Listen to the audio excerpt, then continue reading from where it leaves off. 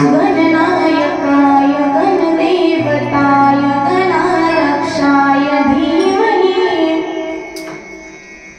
गुणशरीराय गुणमण्डिताय गुणीशानाय धीमहि गुणातीताय गुणाधीशाय गुणप्रविष्टाय धीमहि एकदन्ताय वक्रतुण्डाय गणेशानाय वक्रचन्द्राय श्रीगणेशाय धीमहि गाणपतुलाय गाणप्राणाय गाणमस्तुते गाणवन्ताय गाणस्तुतमनसे गुरुपूजिताय गुरुदेवताय गुरुस्थाय गुरुविक्रमाय गुरुप्रवराय गुरुविघ्नगुरवे गुरुदैत्यगणाक्षेत्रे गुरुधर्मसदानाथाय गुरुपुत्रपरिपात्रे गुरुपाखण्डखण्डकाय गीतसाराय गीतकल्पाय गीतगोत्राय धीमहि गुणगुल्फाय गुणवन्ताय गुणप्रदाय धीमहि गुणातीताय गुणाधीशाय गुणप्रविष्टाय धीमहि एकदन्ताय योगीन्द्रयाय धीमहि गणेशानाय श्रीगणेशाय धीमहि महायोगपीठे तटे हेमरथा वरमण्डलिकाय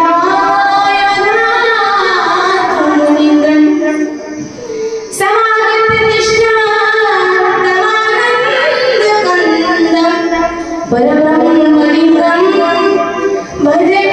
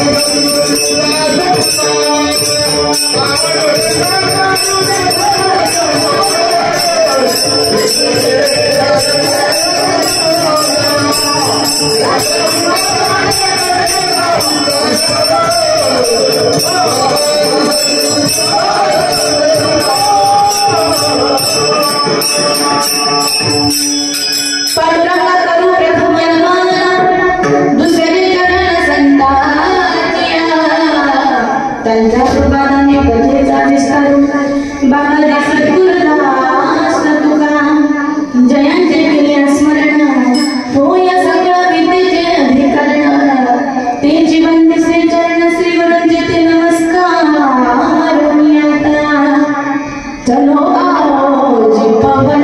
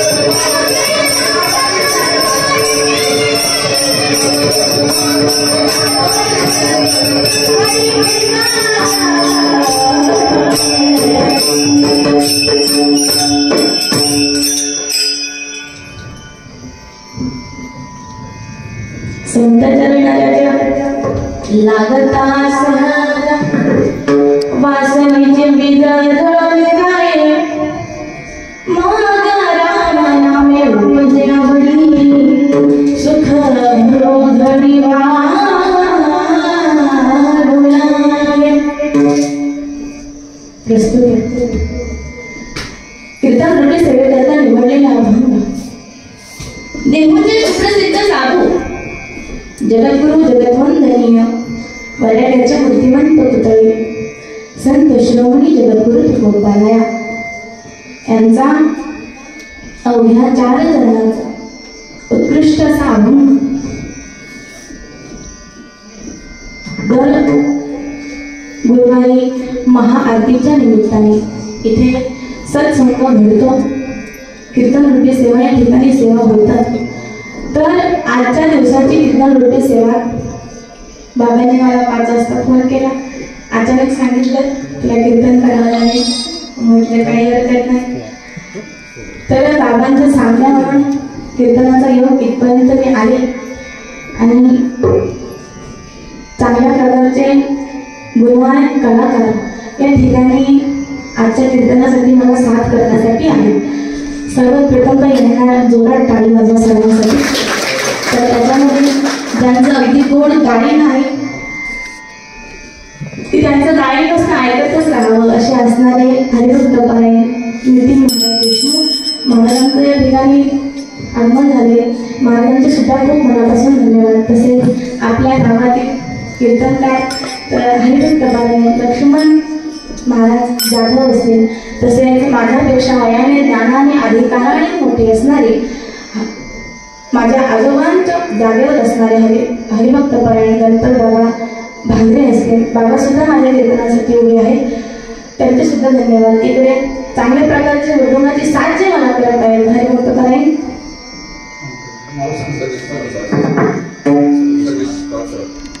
सर्वेश महाराज बाळ सरळ असतील, महाराजांचे सुद्धा खूप मनापासून धन्यवाद।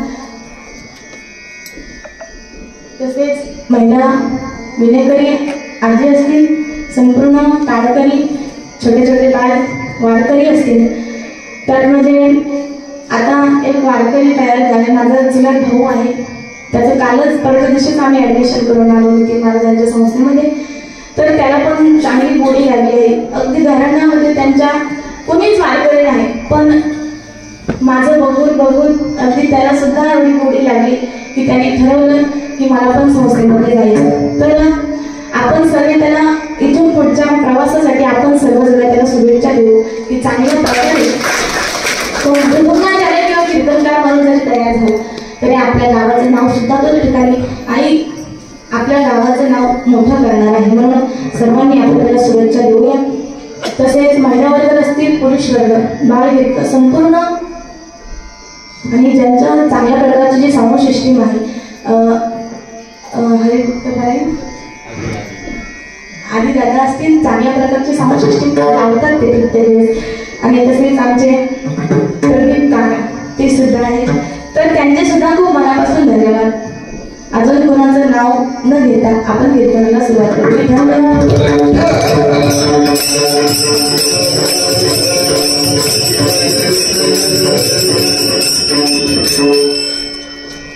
ज्यांचा अभंग सेवेसाठी घेतला आहे असे महाराज जगद्गुरु तुकोबाराय. या अभंगाचा अर्थ मी तुमच्या समोर अगोदर मांडते. काय म्हणतात तुकोबाराय? संत चरण रज लागता सहज, की संतांच्या पायाची धूळ सहज जरी आपल्याला लागली तरी काय होतं? वासनेची बीज जळली जाये. वासना जळून जाते. संतांच्या चरणाची धूळ जर आपल्याला लागली तर आपल्या अंतःकरणात ती वासना जळून जाते. वासना जळाली की मग राम नामे उपजे आवडी, सुख घडोघडी वाढू लागे.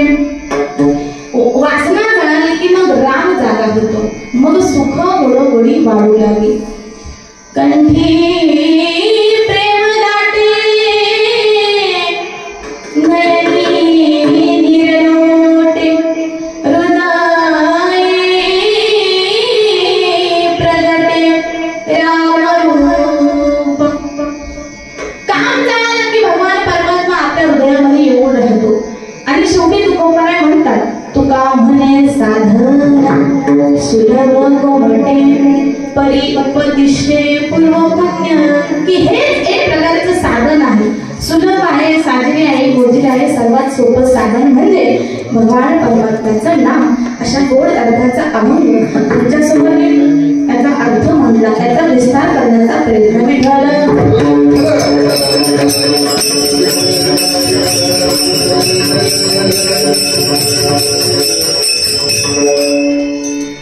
ज्यांचा अनुभव सेवेसाठी घेतला आहे असे महाराज जगद्गुरु तुकोबाराय. त्यांचा अधिकार ऐका. जगद्गुरु तुकोबाराय सामान्य संत नाही. जगद्गुरु तुकोबारायांकडे जर बघायला गेलं तर त्यांची वारकरी संप्रदायामध्ये उंची एवढी आहे की प्रमाण आहे. अनुरेणुया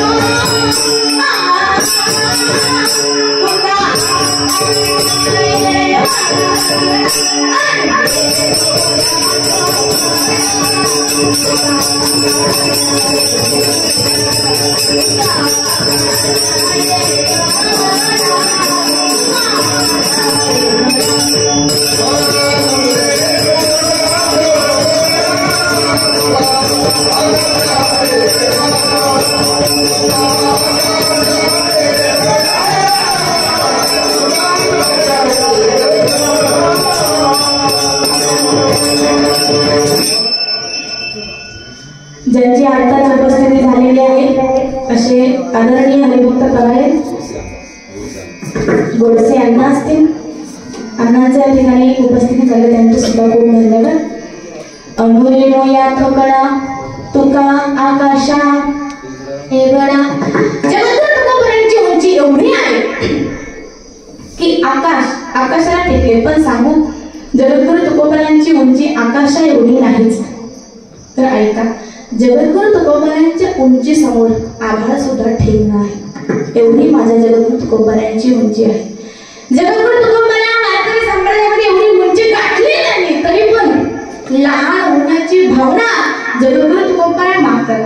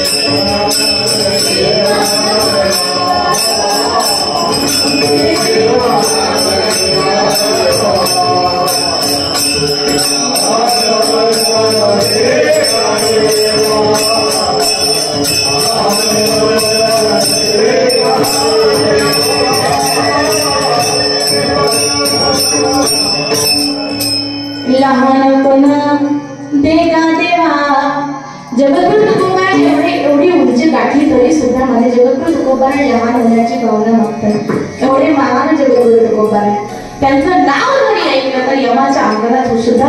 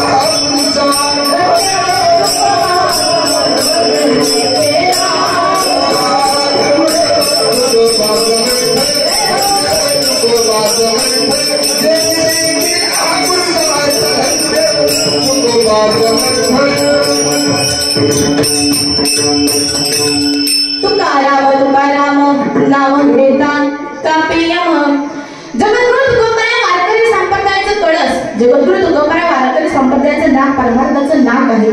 जगद्गुरु तुकोबांना वारकरी संप्रदायाचे 5 जनक आहेत. मला सांगा, माणसाची शोभा कशावर असते? हा बरं, मंदिराची शोभा कळसावर, आणि माणसाची शोभा माणसाच्या नाकावर असते. जेवढं नाक सुंदर, जेवढं नाक धारदार, तेवढा माणूस दिसायला, नाहीतर गुबगुबीत गाले, पाणीदार डोळे, डाळिंबी सारखे ओठ आहे, सगळे काही अंग काटकी आहेत, पण नाकाचाच पत्त्या नाही, ते माणूस गोड दिसेल का? नाही. ज्याचं नाक धारदार आहे तो माणूस दिसायला सुंदर. नाहीतर काय करावे ते 32 लक्षण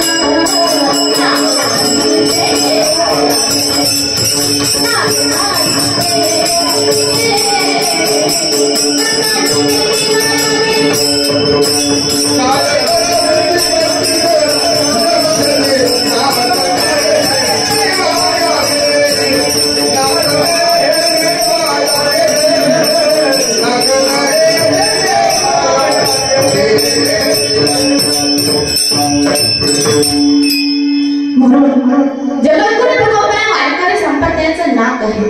जगद्गुरु तुकोबांना 5 वेदाचे निर्माते आहेत. एवढे महान जगद्गुरु तुकोबांना. तुकोबांच्या भक्तीबद्दल जर बोलायचं ठरलं तर तुकोबांनी त्यांच्या जीवनाला एवढं समर्पित केलं होतं भगवान परमात्म्यासाठी. अशी भक्ती करायची जीवनामध्ये की आपण मंदिरात जातो नवल नाही, तर मंदिरातला देव आपल्या घरी यावं आणि आपलं घर मंदिर व्हावं. अशी भक्ती करा माणसाने जीवनामध्ये. अशी भक्ती करा जीवनामध्ये. आपण त्याचं उच्चिष्ट खातो, नवल नाही, त्याने आपलं उच्चिष्ट खाल्लं पाहिजे. अशी भक्ती जीवनामध्ये करा. आपण त्याच्या मागे फिरतो, नवल नाही, तो आपल्या मागे फिरला पाहिजे. अशी भक्ती जीवनामध्ये करा. आपण त्याच्याकडे मागतो, नवल नाही, त्याने आपल्याकडे मागितलं पाहिजे. अशी भक्ती जीवनामध्ये करा. आपण त्याचं नाव घेतो, नवल नाही, त्याने सुद्धा आपले नाव घेतलं पाहिजे. अशी भक्ती जीवनामध्ये करा. जर तुम्हाला स्वतःला देवाला समर्पित करायचं असेल तर एवढंच तुमचा ध्यास काय,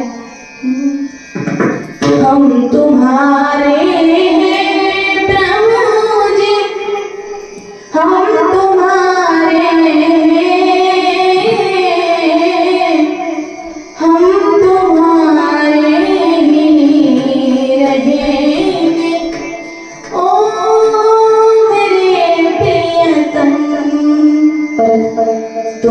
हमारे हो प्रभु जी, तुम हमारे हो,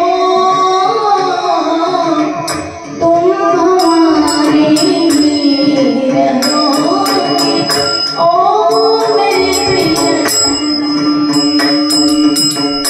जीवनामध्ये अशी भक्ती करा की आपण सर्व देवाच्या त्याने सगळं अर्पण केलं पाहिजे। तुम्ही म्हणतात तो आपलं नाव कसं येईल असं कोणी एखादी भक्त आहे का? आहे ना। 2 अक्षरे तिचं नाव आहे, तिच्या नावाला विरंटी नाही, उकार नाही, 2 अक्षरांना सुद्धा कामे आहेत। नाव तिचं महिना अजून येत नाही ना, नाव तिचं जाऊ द्या आपण तरी कसं नाव तिचं राधा। अशी भक्ती केली तिने जीवनामध्ये, अशी भक्ती केली की तिची भक्ती जगाला आदर्श ठरली आणि साधू संतांनी सुद्धा अगोदर तिचं नाव घ्यावं आणि नंतर देवाचं नाव।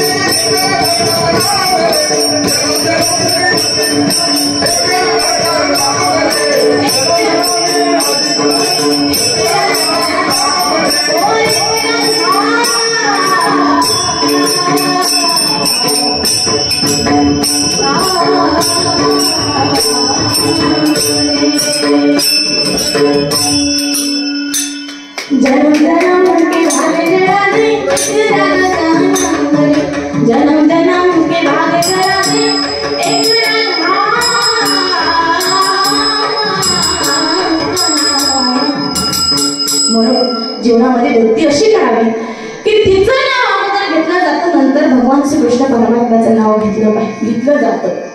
भक्ती अशी करा तुम्ही जीवनामध्ये। जगद्गुरु तुकोबारायांच्या भक्तीकडे जर आपण पाहायला गेलो तर जगद्गुरु तुकोबारायांची भक्ती एका जन्मातली नाही। ज्यावेळेस भक्त सत्य युगामध्ये जगद्गुरु तुकोबारायांनी भक्त प्रल्हादाच्या रूपामध्ये भक्ती केली। कथावाक्य सर्वांना माहीतच आहे। भक्त प्रल्हादाच्या रूपामध्ये एवढी भक्ती केली की देवाला खांबातून प्रकट व्हायला लागले। ती काय आईची कृस नाही, खांबातून प्रकट झाला भगवान परमात्मा। एवढी भक्ती केली, भक्ती करून पोट भरलं नाही म्हणून तेच प्रल्हादजी राम अवतारातली अंगदजी झाले। आणि अंगदजी काय सामान्य नाही। हनुमंतरायांच्या नंतर जर कुणाचं नाव घेतलं जातं तर पहिलं म्हणजे अंगदजींचं। पण अंगदजींच्या रूपामध्ये सुद्धा भक्ती करून पोट भरलं नाही। तेच अंगदजी कृष्ण अवतारातील उद्धवजी झाले। उद्धवजींच्या रूपामध्ये सुद्धा एवढी भक्ती केली, एवढी भक्ती केली। जय जय राधा, जय जय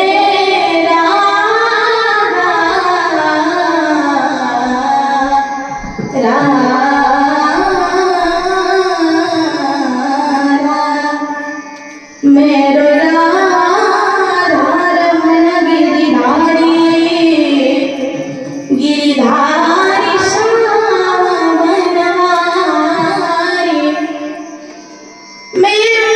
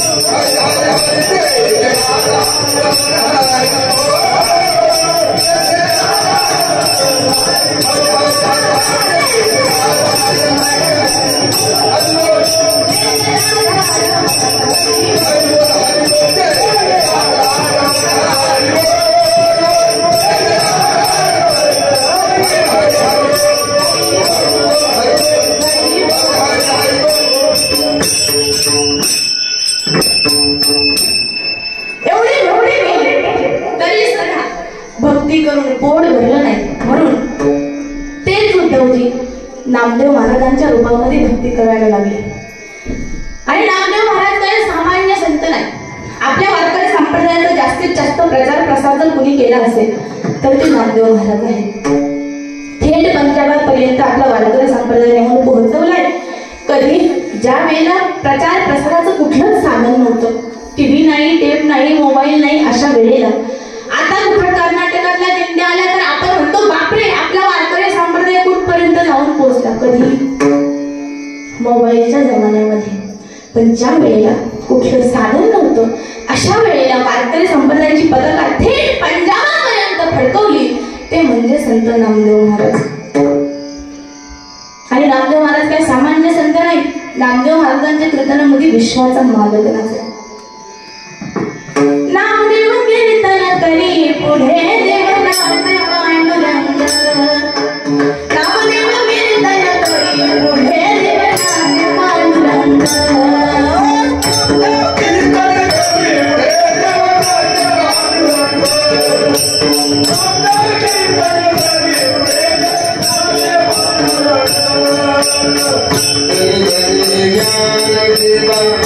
जरी भरे ज्ञान देवा, जरी भरे ज्ञान देवा, बोला भक्त, बोला भक्त.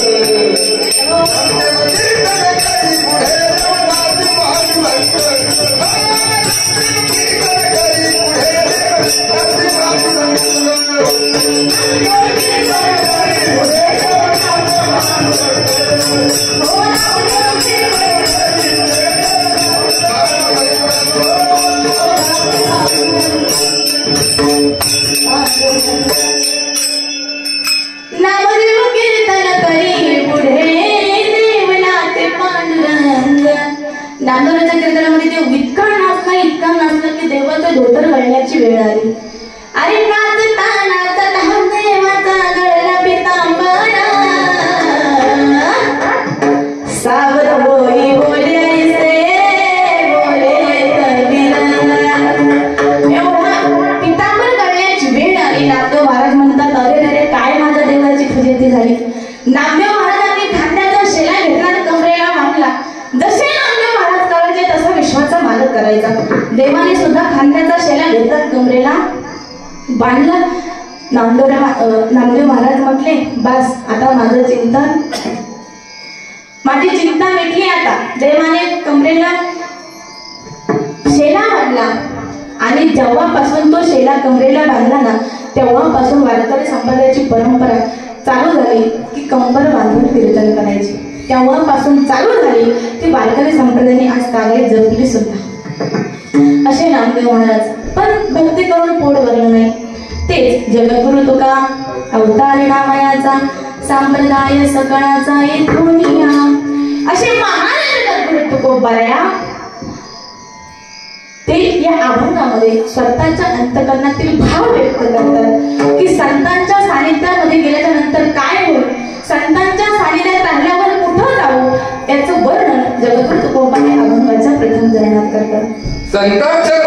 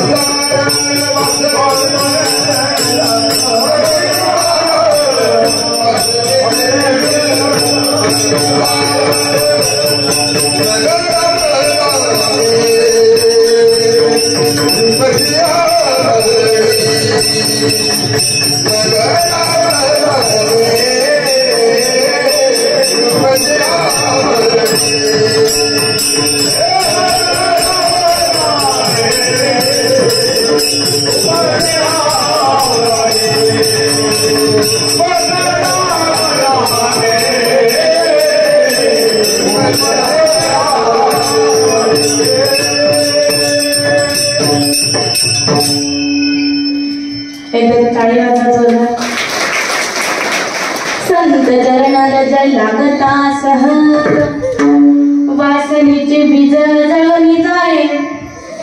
संतांच्या चरणाची धूळ जर आपल्याला लागली तर वासना सुद्धा जळून जाते. असंच महाराजांनी एका कीर्तनात सांगितलं की संतांच्या चरणाची धूळ आपलं कल्याण करणार आहे. एक तर एकाने तर अशी करामत केली, संत जिकडे जाईल ते संतांच्याच मागे फिरायचं, संतांना सोडीतच नव्हता. जिथे संत पाय घेतील तिथली मुठभर माती उचलायचा आणि पिशवीत घालायचा. एकाने ती अशी करामत केली की पोतेच्या पोते संतांच्या चरणाची धूळ भरून घेतली आणि बाजारामध्ये विकायला घेऊन गेले. तिसऱ्याने तर अशी करामत केली, संत झोपले पायच कापून घरी आणले. म्हणजे मला याच्यातून सांगायचे की लक्षार्थ वाचार्थ कळत नाही. एकानंतर एका आजोबांना आजार झाला होता, खोकला झाला.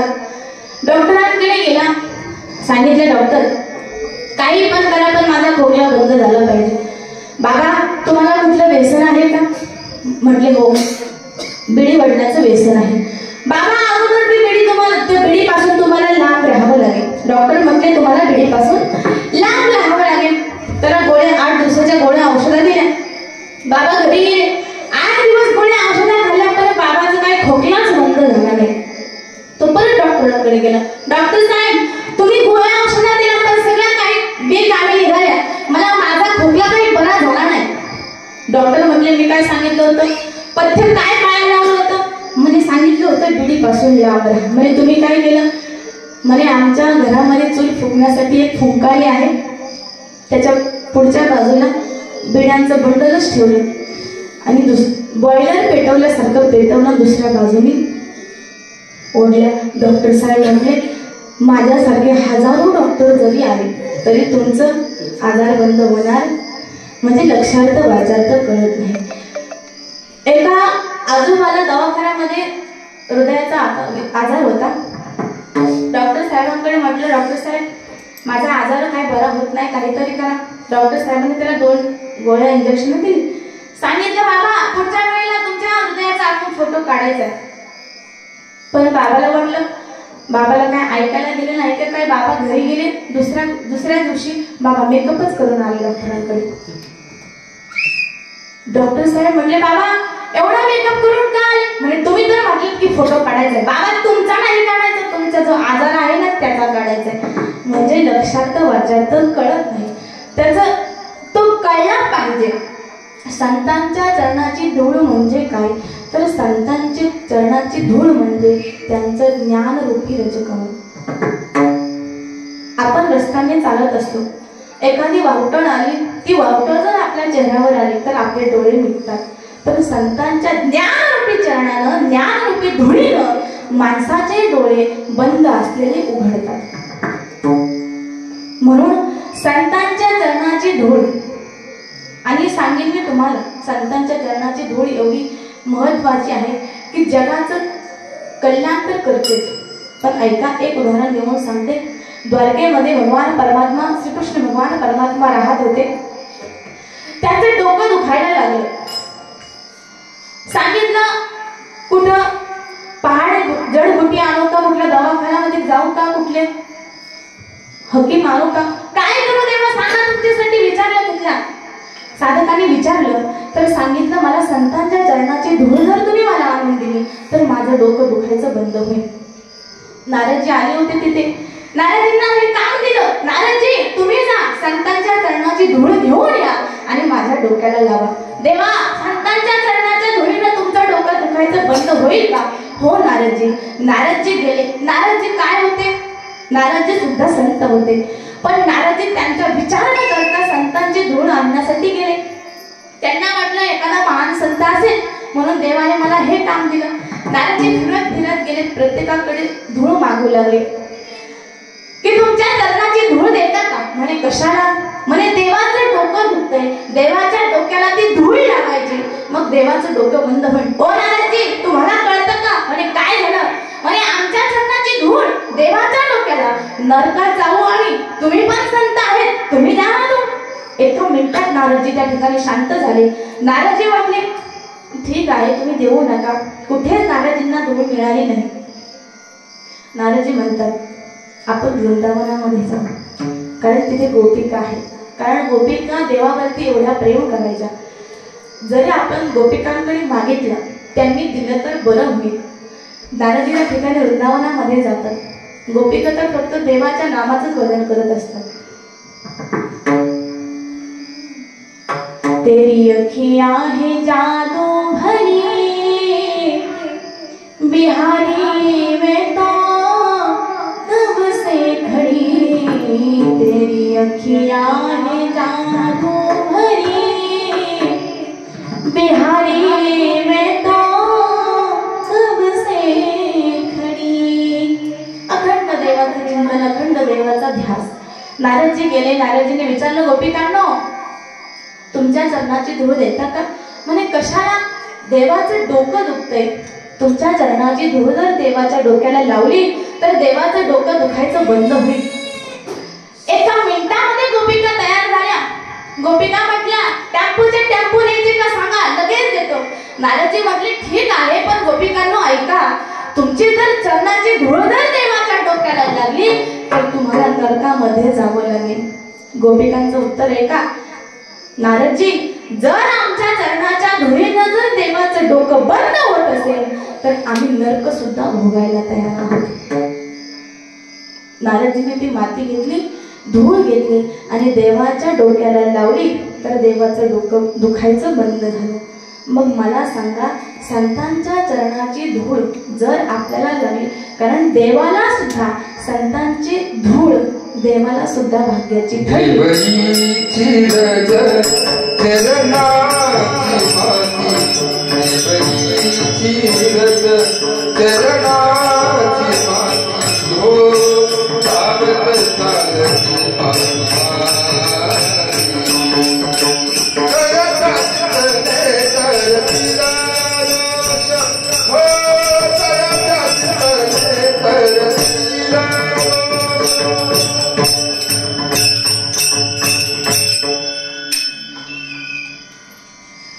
देवाच्या चरणाची धूळ जर आपल्याला लागली, देवाला सुद्धा ती भाग्याची ठरली. देवा, मग आपण जर संतांच्या संगतीमध्ये राहून त्यांचं ज्ञानरूपी रजकमल जर आपण अंतःकरणामध्ये त्या ठिकाणी साकारलं तर नक्की आपल्या जीवनाचा उद्धार झाल्याशिवाय राहणार नाही. विठ्ठल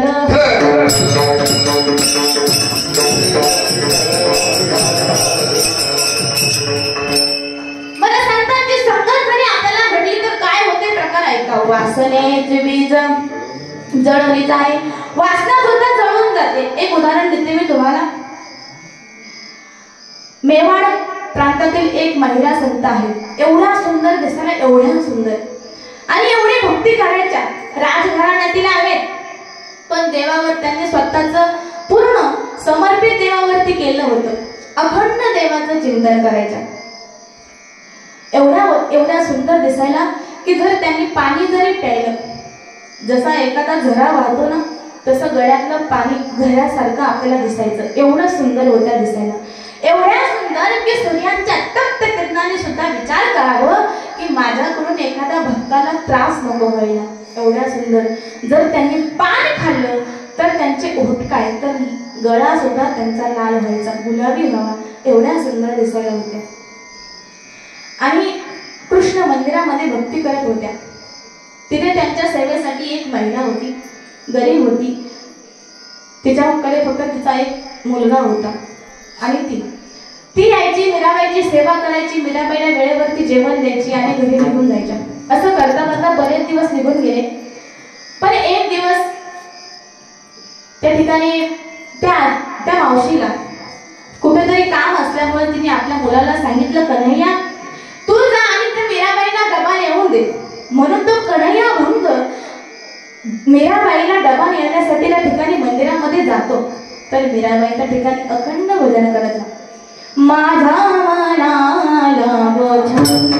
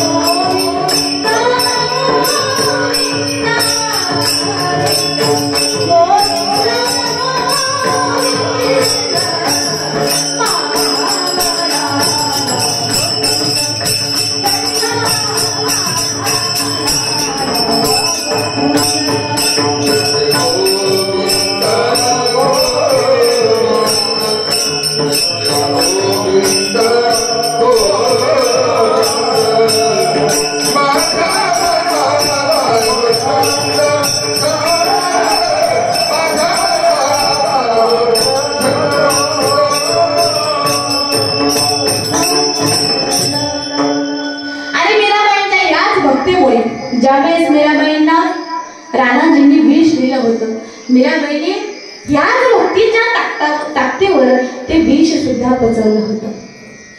मीराबाईसाठी घेतो विष प्याला, दामाचा झाला पाणी वाला, दामाचा झाला पाणी वाला. उंच नीच काही नेने भगवंता, उंच नीच काही नेने भगवंता, तिष्ठे भाव भक्ती देखो निया. मीराबाईने ह्याच ताकदीवर, ह्याच नामाच्या ताकदीवर विषाला सुद्धा पचवलं होतं. मग मला सांगा, एवढी जर ताकद असेल रामनामामध्ये तर आपल्याला काय करायला हरकत आहे? आपण सुद्धा देवाचं नामचिंतन तितक्या ताकदीनं केलं पाहिजे, जसं मीराबाईंनी केलं तसं. मी तुम्हाला सांगत होते, तो कन्हैया भंग नावाचा मुलगा, त्या मावशीचा मुलगा मीराबाईला डबा आणण्यासाठी त्या ठिकाणी घेऊन आला आणि डबा ठेवला. त्याने तिथनं झाडून वगैरे काढलं. निघायच्या टायमाला अचानक मीराबाईकडे लक्ष गेलं आणि मीराबाईला जसं पाहिलं, माणसाला शॉक लागल्यावर माणूस कसा आवाज होतो तसा मीराबाईला पाहिलं आणि एक टक लावून मीराबाईकडे बघत राहिलं. एक टक लावून बघत राहिलं. काहीच सुचना, काहीच कळेना मी कुठे मीराबाईकडे बघते. पाखणी सुद्धा त्या ठिकाणी लवत नाही. त्याची आई विचार करते, माझा मुलगा बराच वेळ झाला तिकडे गेला, काय करते म्हणून बघण्यासाठी त्याची आई मंदिरामध्ये आली. तर तिचा मुलगा, तो कन्हैया भंग नावाचा मुलगा, मीराबाईकडे टक लावून बघत होता. मीराबाईनं टक लावून बघत होता. त्या आईने त्या मुलाला घेतलं, घरी गेलं. भिंतीला पाठ लावून जसा बसलाय तसा आईला बोलत नाही, काही नाही, जेवत नाही, पाणी पित नाही. आई म्हणते, बाळा काय झालं? अरे तुला दवाखान्यामध्ये नेण्यासाठी माझ्याकडे पैसे सुद्धा नाही रे, काय झालं तुला सांग बाळा. पण तो मुलगा बोलत नाही. का? तर त्याच्या डोळ्यामध्ये फक्त मीराबाईची छबी बसलेली होती. एक टक लावून त्या ठिकाणी बघणारा मुलगा आता काही बोलत नाही.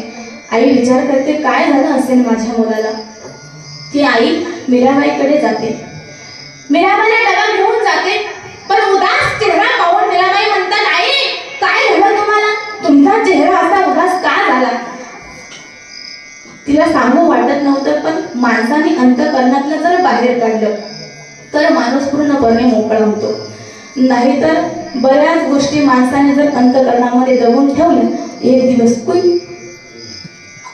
आता जास्त असेच प्रकार आहेत. माणसाने मन मोकळं केलं पाहिजे. माणसांजवळ नाही ना करते तुम्हाला, जा देवघरामध्ये, देवासमोर जाऊन रडा तुम्ही, देवाला तुमच्या घराने सांगा, नक्की तो भगवान परमात्मा ऐकेल. पण तुमच्या अंतःकरणामध्ये तुम्ही दबून ठेवू नका, कारण त्याचे जास्त परिणाम आपल्या शरीरावर होत असतात. म्हणून तिने सगळं काही मीराबाईला सांगितलं. मीराबाई, माझ्या मुलाने जसं तुम्हाला पाहिले ना तसं एक टक लावून बघतोय, काय करावं काहीच कळत नाही. त्यावेळेस मीराबाई सांगते त्याच्या आईला, तुम्ही घरी जा, त्याला सांगा, त्याला माझ्याकडे पाठवून द्या, त्याला माझं नाव घेतलं की तो बरोबर माझ्याकडे येईल. तो मुलगा ती आई गेली, त्या मुलाला सांगितलं, बाळा अरे तू असं एक टक लावून का बघतो? हलवलं, मीराबाईचं नाव घेतलं तर कसा जागेवर आला. सांग बाळा काय झालं तुला? आई, अगं मी पाहिलंय ग. कुणाला पाहिले? अगं मी गेलो होतो ना डबा द्यायला, तिथे एक सुंदर स्त्री होती, त्या स्त्रीला मी पाहिलंय आणि माझ्या मनात असा विचार आला, मी लग्न करेन तर मीराबाईशीच करेन. बाळा, अरे आपण कुठे, मीराबाई कुठे? मीराबाई राजघराण्याची मुलगी आहे, तुला मारून टाकतील ते लोक, तू नको जाऊ. पण जर तुला माझे ऐकायचं नाही तर मीराबाईकडे जा, मीराबाईने तुला बोलवलं आहे. मीराबाईचं जसं नाव ऐकलं तसा तो मुलगा उठला आणि मीराबाईकडे गेला. मीराबाई म्हटले, काय रे, काय पाहिजे तुला? सांगितलं, मी तुम्हाला पाहिले ना तेव्हापासून भान हरपून गेले. माझ्या मनामध्ये एकच विचार आहे की लग्न करेन तर तुमच्याशीच करेन. मीराबाई म्हटले, ठीक आहे, तुला जर माझ्याशी लग्न करायचं असेल तर तुला माझी एक अट मान्य करावं लागेल. तुला माझी एक अट मान्य करावं लागेल. तो म्हटला, ठीक आहे, तुमच्यासाठी मी काही पण करायला तयार आहे. म्हणजे 6 महिने भगवान श्रीकृष्ण परमात्माच्या मूर्तीकडे टक लावून तू बघायचं. जसं तू मला पाहिलं ना, पापी सुद्धा हलू दिली नाही, तसं एक टक लावून तू देवाकडे बघायचं. किती महिने?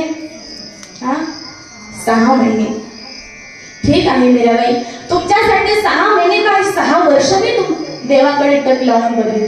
आणि तो एवढा निष्ठावंत होता, एवढा ध्यास करणारा होता, आपल्या शब्दावर, आपल्या पात्रावर एवढा त्या ठिकाणी तो एवढा ताकदीवान होता की तो शब्द तो पाळणारच. मीराबाईने सांगितल्याप्रमाणे त्याने सावळ्या रंगाची मूर्ती घेतली आणि 6 महिने त्या मूर्तीकडे टक लावून बघत होता. आणि सारखं कृष्ण कृष्ण कृष्ण कृष्ण कृष्ण कृष्ण कृष्ण करता करता त्याला एवढा भक्तीचा ध्यास लागला, एवढा ध्यास लागला. 6 महिन्याच्या नंतर ज्यावेळेस त्याने डोळे उघडले, डोळे उघडल्याच्या नंतर मीराबाई समोर आल्या आणि पाहिल्याच्या नंतर तो म्हणतो, देवा अशा रूपामध्ये तुम्ही मला प्रसन्न झाला. कधी? 6 महिन्याच्या नंतर. त्याने देवाची 6 महिने एवढी भक्ती केली, एवढा टक लावून पाहिला की ज्या मुलीसोबत त्याला लग्न करायचं होतं तिला सुद्धा तिच्या रूपामध्ये सुद्धा त्याला कोण दिसायला लागलं? भगवान श्रीकृष्ण परमात्मा दिसायला लागले. मग मला सांगा, संतांच्या चरणाच्या धुळीनं, संतांच्या संगतीनं काय जळते?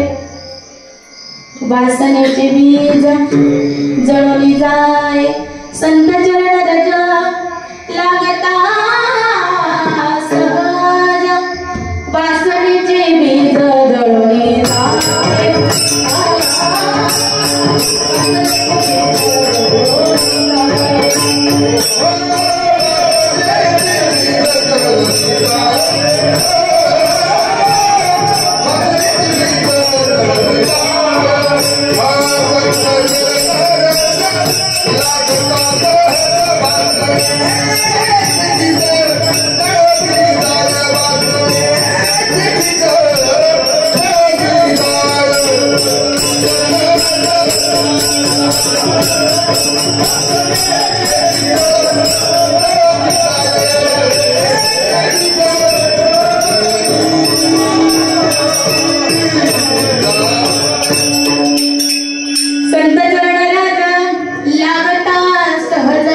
वासनेचे बीज जळून जाय. दिलेल्या वेळेप्रमाणे आपलं टायमिंग संपलेलं आहे. सुरुवातीलाच मी अभंगाचा अर्थ तुमच्यासमोर मांडला होता. वासना जर जळाले मग राम नामे उपजे आवडी सुख घडोघडी वाढू लागे कंठी प्रेम दाटे नयनी लोटे हृदयी प्रगटे राम रूप आणि तुका हे साधन सुलभ गोमटे परी उपदिष्ट पूर्व पुण्य विठोबा